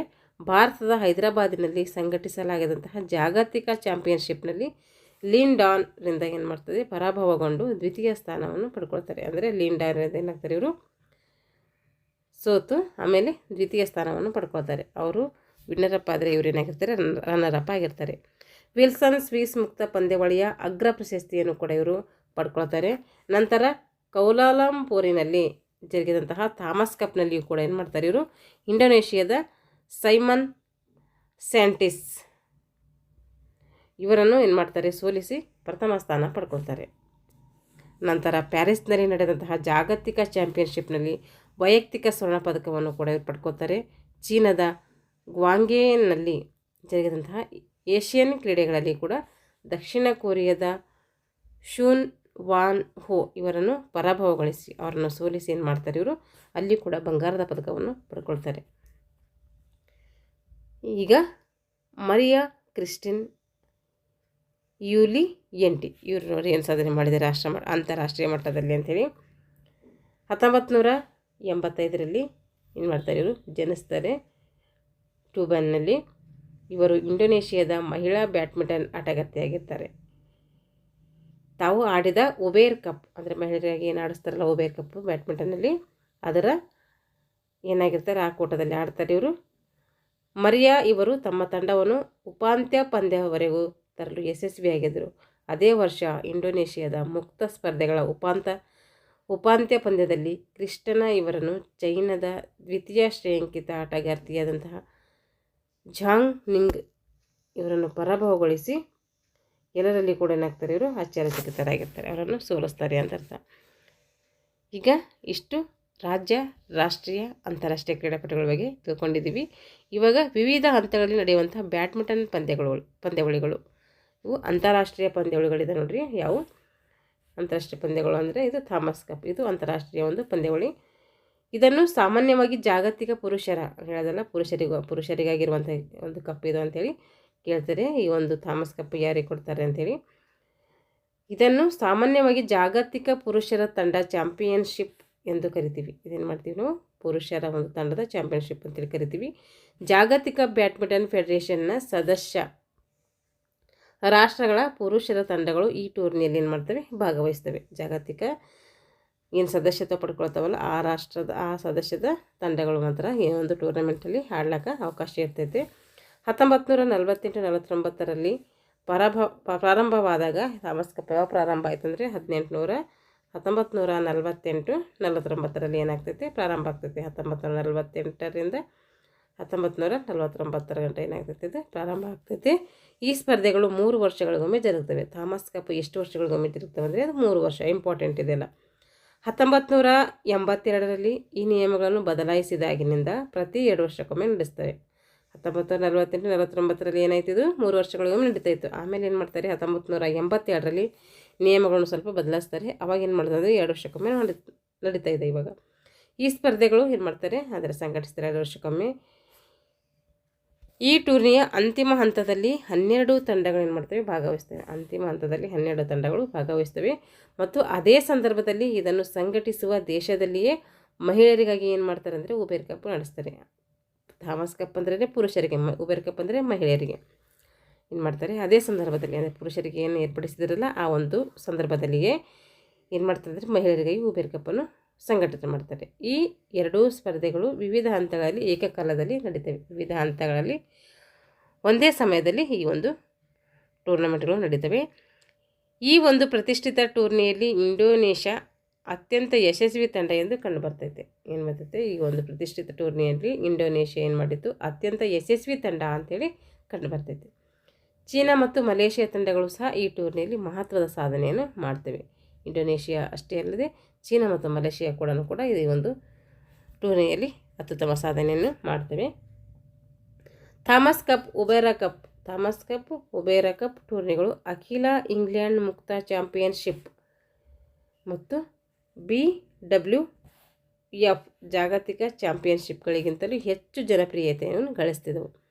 ಹಾಗೆ ಹೆಚ್ಚು ಪ್ರತಿಷ್ಠಿತ ಕೂಡ ಆಗಿರ್ತವೆ. ಏನು ಮಾಡ್ತವೆ, BWF ಜಾಗತಿಕ ಚಾಂಪಿಯನ್ಶಿಪ್ಗಳಿಗಿಂತಲೂ ಹೆಚ್ಚು ಜನಪ್ರಿಯತೆಯನ್ನು ಗಳಿಸುತ್ತಿದ್ದು ಹೆಚ್ಚು ಪ್ರತಿಷ್ಠಿತ ಕೂಡ ಇವು ಆಗಿರ್ತವೆ. ಈಗ ಉಬೇರ ಕಪ್, ಇದನ್ನು ಸಾಮಾನ್ಯವಾಗಿ ಜಾಗತಿಕ ಮಹಿಳೆಯರ ತಂಡ ಚಾಂಪಿಯನ್ಶಿಪ್ ಎಂದು ಕೂಡ ನಾವು ಕರಿತೀವಿ. ಉಬೇರ ಕಪ್ ನೋಡ್ರಿ, ಇದು ಈಗ ಥಾಮಸ್ ಕಪ್ ಎತ್ಕೊಂಡು ಉಬೇರ ಕಪ್ಪು ಜಾಗತಿಕ ಅಂದರೆ ಅಂತಾರಾಷ್ಟ್ರೀಯ ಮಟ್ಟದ ಮಹಿಳೆಯರಿಗಾಗಿ ನಡೆದಂಥ ಒಂದು ಚಾಂಪಿಯನ್ಶಿಪ್ ಆಗಿರ್ತೈತಿ. ಇದು ಜಾಗತಿಕ ಬ್ಯಾಡ್ಮಿಂಟನ್ ಫೆಡರೇಷನ್ನ ಸದಸ್ಯ ರಾಷ್ಟ್ರಗಳ ಮಹಿಳೆಯರಿಗೆ ಏನು ಮಾಡ್ತಾರೆ, ಈ ಒಂದು ಟೂರ್ನಿಯಲ್ಲಿ ಭಾಗವಹಿಸಲಿಕ್ಕೆ ಅವಕಾಶ ಮಾಡಿಕೊಡ್ತಾರೆ. 1956-57ರಲ್ಲಿ ಪ್ರಾರಂಭವಾಯಿತು ಯಾವುದು ಉಬೇರ ಕಪ್ಪು. ಈ ಟೂರ್ನಿಯಲ್ಲಿ ಪ್ರತಿ 3 ವರ್ಷಗಳಿಗೊಮ್ಮೆ ಸಂಘಟಿಸಲಾಯಿತು. 1956-57ರಲ್ಲಿ ಏನು ಮಾಡ್ತಾರೆ, ಪ್ರತಿ ವರ್ಷವೂ 3 ವರ್ಷಕ್ಕೊಮ್ಮೆ ಈ ಒಂದು ಕ್ರೀಡೆಯನ್ನು ಸಂಘಟನೆ ಮಾಡ್ತಾರೆ. 1984ರಿಂದ ಅಂದರೆ ಇತ್ತೀಚೆಗೆ ಏನು ಮಾಡ್ತಾ ಇದ್ದಾರೆ ಅಂದರೆ ಈ ಒಂದು ಟೂರ್ನಿ ಕೂಡ 2 ವರ್ಷಕ್ಕೊಮ್ಮೆ ನಡೆಸ್ತಾ ಇದ್ದಾರೆ. ಪುರುಷರ ಚಾಂಪಿಯನ್ಶಿಪ್ ಸಂದರ್ಭದಲ್ಲಿ ಮಾಡಲಾಯಿತು. ಈ ಒಂದು ಕ್ರೀಡೆಗಳು ಕೂಡ ನಡೆಸ್ತಾರೆ. ಬ್ರಿಟಿಷ್ ಮಹಿಳಾ ಬ್ಯಾಡ್ಮಿಂಟನ್ ಆಟಗಾರ್ತಿಯಾದಂತಹ ಬೆಟ್ಟಿ ಉಬೇರ್ ಏನು ಮಾಡ್ತಾರೆ, ಇವರು 1950ರಲ್ಲಿ ಪುರುಷರಿಗಾಗಿ ಚಾಂಪಿಯನ್ಶಿಪ್ ಇರುವಂತೆ ಮಹಿಳೆಯರಿಗಾಗಿ ಕೂಡ ಏನಿರಬೇಕು, ಚಾಂಪಿಯನ್ಶಿಪ್ ಇರಬೇಕು ಅಂತೇಳಿ ಏನು ಮಾಡ್ತಾರೆ, ಈ ವಿಚಾರವನ್ನು ಅವರು ಮುಂದಿಟ್ಟು ಅದಕ್ಕೆ ಒಪ್ಪಿಗೆ ಕೂಡ ಏನು ಮಾಡಲಾಗ್ತೈತಿ, ಕಪ್ಪಿಗೆ ಇಡಲಾಗ್ತೈತಿ. ನೋಡಲಿ ಹೆಂಗೆ ಪುರುಷರಿಗೆ ದಿನ ಮಹಿಳೆಯರಿಗೆ ಕೂಡ ಆ ರೀತಿ ಇರಬೇಕು ಅಂಥೇಳಿ ಬೆಟ್ಟಿ ಉಬೇರ್ ಅವರು ಏನು ಮಾಡ್ತಾರೆ, ಈ ಒಂದು ಏನು ಮಾಡ್ತಾರೆ, ಒಂದು ಒಪ್ಪಿಗೆಯನ್ನು ಕೂಡ ಇಡ್ತಾರೆ. ನಮಗೆ ಈ ರೀತಿ ಇರಬೇಕು ಅಂತೇಳಿ. ಈ ಟೂರ್ನಿಯು ಥಾಮಸ್ ಕಪ್ನಂತೆಯೇ ನಡೀತೈತೆ. ಅದು ಹೆಂಗೆ ನಡೀತೈತೆ ಇವರಿಗೂ ಕೂಡ ಹಾಗೆ ನಡೀತಿತ್ತು. ಇಲ್ಲಿಯವರೆಗೂ ನಡೆದಂತಹ 22 ಟೂರ್ನಮೆಂಟ್ಗಳಲ್ಲಿ 11 ಪ್ರಶಸ್ತಿಗಳನ್ನು ಗೆದ್ದುಕೊಂಡಂತಹ ಚೀನಾವು ನೋಡ್ರಿ, ಇಲ್ಲಿವರೆಗೂ ಏನು ಮಾಡಿದವಂತೆ, ಉಬೇರ್ ಕಪ್ಪು 22 ಟೂರ್ನಿಗಳು ನಡೆದವಂತೆ. ಆ 22 ಟೂರ್ನಿಗಳಲ್ಲಿ 11 ಟೂರ್ನಿಗಳು ಅಂದರೆ 11 ಪ್ರಶಸ್ತಿಗಳು ಯಾರು ಗೆದ್ದುಕೊಂಡಿದ್ದಾರೆ ಅಂದರೆ ಅದು ಚೀನಾ ದೇಶ ಗೆದ್ದುಕೊಂಡಿದೆ ಅಂತೆ. ನೆನ್ಪಿಟ್ಕೋಬೇಕು, ಇಂಪಾರ್ಟೆಂಟ್ ಇವೆಲ್ಲ. 5 ಸಲ ಗೆದ್ದುಕೊಂಡ ಜಪಾನ್ ಏನು ಮಾಡ್ತು, 5 ಸಲ ಗೆದ್ದುಕೊಂಡ ದ್ವಿತೀಯ ಸ್ಥಾನ ಪಡ್ಕೋತು. ಸೆಕೆಂಡ್ ಸ್ಥಾನ ಯಾವುದು, ಜಪಾನ್. First China. ಮತ್ತು ಇಂಡೋನೇಷ್ಯಾ ಮತ್ತು ಅಮೆರಿಕ ದೇಶಗಳು ಏನು ಮಾಡ್ತು, ಮೂರು ಸಲ ಪಡ್ಕೊಂಡೆವು. ಇಂಡೋನೇಷ್ಯಾ 3 ಸಲ, ಅಮೆರಿಕ 3 ಸಲ ಈ ಪ್ರಶಸ್ತಿಯನ್ನು ಗೆದ್ದುಕೊಂಡು ಅವು ಏನಿದ್ದಾವೆ ಅಂದರೆ ತೃತೀಯ ಸ್ಥಾನವನ್ನು ಪಡ್ಕೊಂಡಿದ್ದಾವೆ. ಫಸ್ಟ್ ಸ್ಥಾನ ಯಾರು ಪಡ್ಕೊಂಡಿದ್ದಾರೆ ಅಂದರೆ ಚೀನಾ, ಸೆಕೆಂಡು ಜಪಾನ್, ಥರ್ಡ್ ಯಾರು ಪಡ್ಕೊಂಡಿದ್ದಾರೆ ಅಂದರೆ ಅಮೆರಿಕ ಮತ್ತು ಇಂಡೋನೇಷ್ಯಾ. ಈ ರೀತಿ ಏನು ಮಾಡ್ತೀವಿ, 3ನೇ ಸ್ಥಾನವನ್ನು ಪಡ್ಕೊಂಡಿದ್ದಾವೆ. ಈಗ ಆಲ್ ಇಂಗ್ಲೆಂಡ್ ಓಪನ್ ಚಾಂಪಿಯನ್ಶಿಪ್ ಇದು ಹೆಂಗೆ ನಡೆಸ್ತಾರೆ ನೋಡ್ರಿ. ಇದು ಅತ್ಯಂತ ಹಳೆಯ ಮತ್ತು ಪ್ರತಿಷ್ಠಿತ ಟೂರ್ನಿ ಆಗಿರ್ತೈತಿ. ಇದು 1899ರಲ್ಲಿ ಮೊಟ್ಟ ಮೊದಲ ಬಾರಿಗೆ ಯಶಸ್ವಿಯಾಗಿ ಸಂಘಟಿಸಲ್ಪಟ್ಟ ಈ ಟೂರ್ನಿಯು ಏನು ಮಾಡ್ತಾರೆ, ಪ್ರತಿ ವರ್ಷ ನಡೆಸ್ತಾರೆ. ಆಲ್ ಇಂಗ್ಲೆಂಡ್ ಓಪನ್ ಚಾಂಪಿಯನ್ಶಿಪ್ಪು ಪ್ರತಿ ವರ್ಷವೂ ನಡೆಸ್ತಾ ಇರ್ತಾರೆ. ಮೊದಲ ಪಂದ್ಯಾವಳಿಯು ಪುರುಷರ ಮತ್ತು ಮಹಿಳೆಯರ ಹಾಗೂ ಮಿಶ್ರ ದ್ವಯರ್ ಅಂದರೆ ಜೋಡಿಗಳ ಒಂದು ಸ್ಪರ್ಧೆಯಾಗಿರ್ತೈತಿ. ನಂತರ ಮರು ವರ್ಷದಿಂದ ಪುರುಷರ ಮತ್ತು ಮಹಿಳೆಯರ ವೈಯಕ್ತಿಕ ವಿಭಾಗಗಳಲ್ಲಿಯೂ ಕೂಡ ಏನು ಮಾಡ್ತಾರೆ, ಸ್ಪರ್ಧೆಗಳನ್ನು ಇವರು ನಡೆಸ್ತಾರೆ. ಮೊದಲಿನ 3 ಪಂದ್ಯಾವಳಿಗಳನ್ನು ದಿ ಓಪನ್ ಇಂಗ್ಲಿಷ್ ಚಾಂಪಿಯನ್ಶಿಪ್ ಎಂದು ಕರೀತಾರೆ. ವಿಶೇಷವಾಗಿ ಥಾಮಸ್ ಕಪ್ ಪ್ರಾರಂಭವಾದ ಮೇಲೆ ಈ ಟೂರ್ನಿಯನ್ನು ಏನು ಮಾಡ್ತಾರೆ, ಅನಧಿಕೃತ ಜಾಗತಿಕ ಚಾಂಪಿಯನ್ಶಿಪ್ ಎಂದು ಪರಿಗಣನೆ ಮಾಡ್ತಾರೆ. ಯುನೆಕ್ಸ್ ಕಂಪನಿಯವರು ಈ ಒಂದು ಟೂರ್ನಮೆಂಟನ್ನು ಏನು ಮಾಡ್ತಾರೆ, ಪ್ರಯೋಗಿಸುತ್ತಲಿರ್ತಾರೆ. ಈ ಒಂದು ಟೂರ್ನಮೆಂಟ್ ಯಾರು ನಡೆಸ್ತಾರೆ ಅಂದರೆ ಯುನೆಕ್ಸ್ ಕಂಪನಿಯವರು ಈ ಒಂದು ಟೂರ್ನಮೆಂಟನ್ನು ನಡೆಸ್ಕೊಡ್ತಾರೆ. ಯಾವುದು ಅಂತಾರಾಷ್ಟ್ರೀಯ ಒಂದು ಇಂಗ್ಲೆಂಡ್ ಓಪನ್ ಚಾಂಪಿಯನ್ಶಿಪ್. ಈಗ BW ವರ್ಲ್ಡ್ ಚಾಂಪಿಯನ್ಶಿಪ್ ನೋಡಿರಿ, ಮೊದಲು ಇದನ್ನು IBF ಅಂತೇಳಿ ಏನು ಮಾಡ್ತಾಯಿದ್ರು, ಕರಿತಾಯಿದ್ರು. IBF ಜಾಗತಿಕ ಚಾಂಪಿಯನ್ಶಿಪ್ ಅಂತೇಳಿ ಕರಿತಾಯಿದ್ರು. ಜಗತ್ತಿನ ಉತ್ಕೃಷ್ಟ ಬ್ಯಾಡ್ಮಿಂಟನ್ ಆಟಗಾರರನ್ನು ಗೌರವಿಸಲು ಬ್ಯಾಡ್ಮಿಂಟನ್ ಜಾಗತಿಕ ಫೆಡರೇಷನ್ ಅವರು ಏನು ಮಾಡ್ತಾರೆ, ಈ ಸ್ಪರ್ಧೆಯನ್ನು ಏರ್ಪಡಿಸ್ತಾರೆ. ಈ ಸ್ಪರ್ಧೆಗಳು 1977ರಲ್ಲಿ ಪ್ರಾರಂಭವಾದವು. ಇವುಗಳನ್ನು ಪ್ರತಿ 3 ವರ್ಷಗಳಿಗೊಮ್ಮೆ ಏನು ಮಾಡ್ತಾರೆ, ಸಂಘಟಿಸ್ತಾರೆ. 3 ವರ್ಷಗಳಿಗೊಮ್ಮೆ ನಡೆಸ್ತಾರೆ. ನಂತರ ಪ್ರತಿ 2 ವರ್ಷಕ್ಕೊಮ್ಮೆ ನಡೆಸ್ತಾರೆ. ಎಲ್ಲನೂ ಕೂಡ ಫಸ್ಟ್ 3 ವರ್ಷಕ್ಕೊಮ್ಮೆ ನಡೆಸ್ತಾಯಿದ್ರು, ಆಮೇಲೆ ಏನು ಮಾಡ್ತಾರೆ, 2 ವರ್ಷಕ್ಕೊಮ್ಮೆ ನಡೆಸ್ತಾ ಬರ್ತಾಯಿದ್ದಾರೆ. 2006ರಿಂದ ಈಚೆಗೆ ಹೆಚ್ಚಿನ ಸಂಖ್ಯೆಯಲ್ಲಿ ಆಟಗಾರರನ್ನು ಗೌರವಿಸಲು ಇದನ್ನು ಪ್ರತಿ ವರ್ಷ ಸಂಘಟಿಸಲಾಗ್ತದೆ. ಆದರೆ ಪ್ರತಿ ಒಲಿಂಪಿಕ್ ವರ್ಷದಲ್ಲಿ ಇದನ್ನು ನಡೆಸಲಾಗೋದಿಲ್ಲ. ನೋಡಿರಿ, ಏನು ಮಾಡ್ತಾರೆ ಅಂದರೆ 2006ರಿಂದ ಈಚೆಗೆ ಹೆಚ್ಚಿನ ಸಂಖ್ಯೆಯಲ್ಲಿ ಆಟಗಾರರನ್ನು ಗೌರವಿಸಲು ಏನು ಮಾಡ್ತಾರೆ, ಇದನ್ನು ಪ್ರತಿ ವರ್ಷ ನಡೆಸ್ತಾರಂತೆ. ಆದರೆ ಪ್ರತಿ ಒಲಿಂಪಿಕ್ಸ್ ವರ್ಷದಲ್ಲಿ ಇದನ್ನು ನಡೆಸೋದಿರ್ತದೆ. ಒಲಿಂಪಿಕ್ ಯಾವಾಗ ನಡೀತಾ ಇತ್ತು, ಪ್ರತಿ ವರ್ಷ ನಡೆಸ್ತಾ ಇರ್ತಾರೆ. ಆದರೆ ಒಲಿಂಪಿಕ್ ನಡೆಯುವಂಥ ವರ್ಷ ಇರ್ತದಲ್ಲ, ಆ ಒಂದು ಟೈಮಲ್ಲಿ ಅದನ್ನು ಆಡಿಸೋದಿಲ್ಲ. ಈಗ ರಾಷ್ಟ್ರೀಯ ಪಂದ್ಯಾವಳಿಗಳು, ಅಂತಾರಾಷ್ಟ್ರೀಯ ಪಂದ್ಯಾವಳಿಗಳದು. ಇವಾಗ ರಾಷ್ಟ್ರೀಯ ಪಂದ್ಯಾವಳಿಗಳು ನೋಡಿರಿ, ರಾಷ್ಟ್ರೀಯ ಮಟ್ಟದಲ್ಲಿ ರಾಷ್ಟ್ರೀಯ ಬ್ಯಾಡ್ಮಿಂಟನ್ ಟೂರ್ನಮೆಂಟ್ ನಡೆಸ್ತಾರೆ. ಅಖಿಲ Bharat senior major ranking badminton tournament ಇದು ನಡೆಸ್ತಾರೆ. ಅಖಿಲ Bharat junior major ranking badminton tournament ಕೂಡ ನಡೆಸ್ತಾರೆ. ಅಖಿಲ Bharat junior ranking badminton tournament ಕೂಡ ನಡೆಸ್ತಾರೆ. ಅಖಿಲ ಭಾರತ ಸಬ್ ಜೂನಿಯರ್ ಮೇಜರ್ ರ್ಯಾಂಕಿಂಗ್ ಟೂರ್ನಮೆಂಟ್ ಕೂಡ ನಡೆಸ್ತಾರೆ. ಇವು ರಾಷ್ಟ್ರೀಯ ಮಟ್ಟದ ಟೂರ್ನಮೆಂಟ್ಗಳು. ಇವೇನು ನಮಗೆ ಎಷ್ಟು ಇಂಪಾರ್ಟೆಂಟಾಗಿ ಕೇಳೋದಿಲ್ಲ, ಆದರೆ ಅಂತಾರಾಷ್ಟ್ರೀಯ ಮಟ್ಟದ ಟೂರ್ನಮೆಂಟ್ಗಳು ಕೇಳ್ತಾರೆ. ಅದರಲ್ಲಿ ಥಾಮಸ್ ಕಪ್, ಓಬೆರ್ ಕಪ್ ಫೇಮಸ್ ಆಗಿ ಕ್ವಶನ್ಗಳು ಬರುವಂತಹ ಪ್ರಶ್ನೆಗಳಾಗಿರ್ತವೆ. ಅದಕ್ಕೋಸ್ಕರ ನೀಟಾಗಿ ನೀವು ಒಂದು ಸರಿ 2-3 ಸರಿ ಓದ್ಕೊಳ್ರಿ. ಹಾಗೆ ಈ ಕ್ಲಾಸನ್ನು ಕೂಡ ಕೇಳ್ಕೊಳ್ರಿ. ಈ ಒಂದು ಲೆಸನ್ ಇವರಿಗೆ ಏನು ಮಾಡಿದ್ವಿ, ಅಂತಾರಾಷ್ಟ್ರೀಯ ಮತ್ತು ರಾಷ್ಟ್ರೀಯ ಮಟ್ಟದ ಪಂದ್ಯಾವಳಿಗಳ ಬಗ್ಗೆ ತಿಳ್ಕೊಂಡಿದ್ವಿ. ಈ ಒಂದು ಲೆಸನ್ಗೆ ಸಂಬಂಧಪಟ್ಟಂಥ ಅಭ್ಯಾಸ ಪ್ರಶ್ನೆಗಳಿದ್ದಾವೆ, ಇಲ್ಲಿ ಕೆಳಗಡೆ ನೋಡ್ಕೊಳ್ಳೋಣ. ಇಲ್ಲಿ ಖಾಲಿ ಬಿಟ್ಟಿರುವ ಸ್ಥಳಗಳನ್ನು ಸೂಕ್ತ ಪದಗಳಿಂದ ನಾವೇನು ಮಾಡಬೇಕು, ತುಂಬಬೇಕು. ಮೊದಲನೇ ಪ್ರಶ್ನೆ, ಥಾಮಸ್ ಕಪ್ ಸ್ಪರ್ಧೆಯಲ್ಲಿಯ ಅಂತಿಮ ಹಂತದಲ್ಲಿ ಎಷ್ಟು ತಂಡಗಳು ಭಾಗವಹಿಸುತ್ತವೆ? ಎಷ್ಟು ತಂಡಗಳು ಭಾಗವಹಿಸ್ತವೆ ಅಂದರೆ 12 ತಂಡಗಳು ಭಾಗವಹಿಸ್ತವೆ. ಈವರೆಗೂ ಥಾಮಸ್ ಕಪ್ ಟೂರ್ನಿಗಳು ಡ್ಯಾಶ್ ನಡೆದಿವೆ. ಇಲ್ಲಿವರೆಗೂ ಥಾಮಸ್ ಕಪ್ ಟೂರ್ನಿಗಳು ಎಷ್ಟು ನಡೆದಿದ್ದು ಕಾಲಕ್ಕೆ ಏನಾಗ್ತದೆ, ಬದಲಾವಣೆ ಹೊಂದ್ತಾ ಇರ್ತೈತೆ. ಇಲ್ಲಿವರೆಗೂ 2026 ಹಿಡಿದ್ರೆ 34 ಟೂರ್ನಿಗಳು ನಡೆದಿವೆ. ಅಖಿಲ ಇಂಗ್ಲೆಂಡ್ ಮುಕ್ತ ಚಾಂಪಿಯನ್ಶಿಪ್ಪನ್ನು ಡ್ಯಾಶ್ನಿಂದ ಕರಿತೀವಿ ಅಂದರೆ ಡಿ ಓಪನ್ ಚಾಂಪಿಯನ್ಶಿಪ್ ಅಂತೇಳಿ ಕರಿತೀವಿ.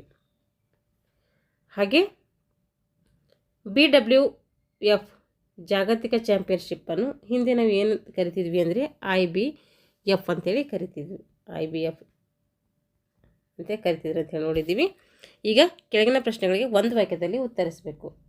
ಅಂತಂದರೆ ಪ್ರಕಾಶ್ ಪಡ್ಕೋಣಿಯವರು ಏನೆಂದು ಗುರುತಿಸ್ತಾರೆ ಅಂದರೆ ಜೆಂಟಲ್ ಮ್ಯಾನ್ ಅಂತೇಳಿ, ಜೆಂಟಲ್ ಟೈಗರ್ ಅಂತೇಳಿ ನಾವು ಅವರನ್ನು ಗುರುತಿಸ್ತಿದ್ವಿ. ಅನೂಪ ಶ್ರೀಧರ್ ಯಾವುದಕ್ಕೆ ಹೆಸರುವಾಸಿ ಆಗಿದ್ದರು ಅಂದರೆ ಅವರು ಅತ್ಯಂತ ವೇಗವಾಗಿ ಏನು ಮಾಡ್ತಿದ್ರು, ಅವರು ಅದನ್ನು ಅಪ್ಪಳಿಸ್ತಾ ಇದ್ರು. ಅಂದರೆ ಅತ್ಯಂತ ವೇಗವಾಗಿ ಶಟಲನ್ನು ಏನು ಮಾಡ್ತಿದ್ರು, ಅಪ್ಪಳಿಸ್ತಾ ಇದ್ರು ಅವರು. ಒಂದ್ಸಲ ನೋಡೋಣ ಇರಿ ಅವ್ರದ್ದು. ಇಲ್ಲಿದೆ ನೋಡ್ರಿ, ಅತ್ಯಂತ ವೇಗವಾಗಿ ಏನು ಮಾಡ್ತಿದ್ರು, ಶಟಲನ್ನು ಇವರು ಅಪ್ಪಳಿಸ್ತಿದ್ರು. ಅದಕ್ಕಾಗಿ ಇವರು ಫೇಮಸ್ ಆಗಿದ್ರು ಅವರು. ಮೂರನೇ ಪ್ರಶ್ನೆ, ಅರವಿಂದ್ ಭಟ್ ಅವರು ಯಾವ ಶ್ರೇಯಾಂಕಿತರು ಅಂದರೆ ಇವರು 46ನೇ ಶ್ರೇಯಾಂಕಿತರು ಆಗಿರ್ತಿದ್ರು, 46. ಪುಪೇಲ ಗೋಪಿಚಂದ್ ಜನ್ಮಸ್ಥಳ ಯಾವುದಂದರೆ 1973 ಆಂಧ್ರ ಪ್ರದೇಶದಲ್ಲಿ ರೀ ಜನಿಸ್ತಾರೆ ಇವರು. ದಿನಾಂಕನೂ ತಿಳಿಸಿ ಅಂದಿದ್ದಾರೆ. ಇದು ನೋಡಲಿ, ದಿನಾಂಕ 16/11/1973 ಆಂಧ್ರ ಪ್ರದೇಶದ ನಾಗಂದ್ಲದಲ್ಲಿ ಏನು ಮಾಡ್ತಾರೆ, ಇವರು ಜನಿಸ್ತಾರೆ. ಸೈನಾ ನೆಹ್ವಾಲ್ಗೆ ಯಾವ ಪ್ರಶಸ್ತಿ ದೊರಕಿದೆ ಅಂದರೆ ಅಲ್ಲಿ ರಾಜೀವ್ ಗಾಂಧಿ ಖೇಲ್ ರತ್ನ ಪ್ರಶಸ್ತಿ ಸಿಗ್ತೈತೆ ಇವರಿಗೆ. ಅಪರ್ಣಾ ಪೋಪಟ್ ಯಾವ ಪ್ರಶಸ್ತಿಯನ್ನು ಗೆದ್ದು ಮಹಿಳೆಯರ ವಿಭಾಗದಲ್ಲಿ ದಾಖಲೆ ಮಾಡಿದರೆ ಇವರು ಅಪರ್ಣಾ ಬೋಪಟ್ ಅವರು ಅಂತಂದರೆ ಒಂದು ಸೀನಿಯರ್ ವಿಭಾಗದಲ್ಲಿ ಸೀನಿಯರ್ ಮಹಿಳೆಯರ ವಿಭಾಗದಲ್ಲಿ ಏನು ಮಾಡ್ತಾರೆ, 9 ಸಲ ಗೆದ್ದು ಆ ಒಂದು ಸಾಧನೆಯನ್ನು ಇವರು ಮಾಡ್ತಾರೆ. 9 ಸಲ ಗೆದ್ದಿರ್ತಾರೆ ಇವರು. ಥಾಮಸ್ ಕಪ್ ಏನೆಂದು ಕರೆಯಲಾಗ್ತದೆ ಅಂತಂದರೆ, ಇದು ಥಾಮಸ್ ಕಪ್ಪನ್ನು ಇದು ಜಾಗತಿಕ ಪುರುಷರ ಒಂದು ಚಾಂಪಿಯನ್ಶಿಪ್ ಅಂತ ಕರಿತೀವಿ. ಉಬೇರ್ ಕಪ್ ಬಂದುಬಿಟ್ಟು ಅದು ಮಹಿಳೆಯರ ಜಾಗತಿಕ ಮಹಿಳೆಯರ ಒಂದು ಚಾಂಪಿಯನ್ಶಿಪ್ ಆಗಿರ್ತೈತೆ. ಇದು ಇಷ್ಟು ನಾವು ಏನು ಮಾಡಿದ್ದೀವಿ ಅಂದರೆ ಇಲ್ಲಿವರೆಗೂ ಈ ಒಂದು ಗೇಮ್ಸ್ನ ಬಗ್ಗೆ ಸವಿವರವಾಗಿ ತಿಳ್ಕೊಂಡಿದ್ವಿ. ಸ್ವಲ್ಪ ವಿಡಿಯೋ ಲೆಂತಿ ಆಯಿತು, ಪರವಾಗಿಲ್ಲ, ಯಾಕೆಂದರೆ ಒಂದೇ ತರಗತಿಯಲ್ಲಿ ಮಾಡಬೇಕು ಅಂಥೇಳಿ ನಾನು ಸ್ವಲ್ಪ ಲೆಂತಿ ಆದರೆ ಪರವಾಗಿಲ್ಲ ಅಂತ ಎಲ್ಲ ಒಂದರಲ್ಲೇ ಹೇಳಿದ್ದೀನಿ. ಮುಂದಿನ ತರಗತಿಯಲ್ಲಿ ಮುಂದಿನ ಒಂದು ವಿಷಯದ ಕುರಿತು ಮತ್ತೆ ಭೇಟಿಯಾಗೋಣ ಅಂತ ಹೇಳ್ತಾ ಇಲ್ಲಿಗೆ ಈ ತರಗತಿಯನ್ನು ಮುಗಿಸ್ತಾ ಇದ್ದೀನಿ. ಎಲ್ಲರಿಗೂ ಧನ್ಯವಾದಗಳು.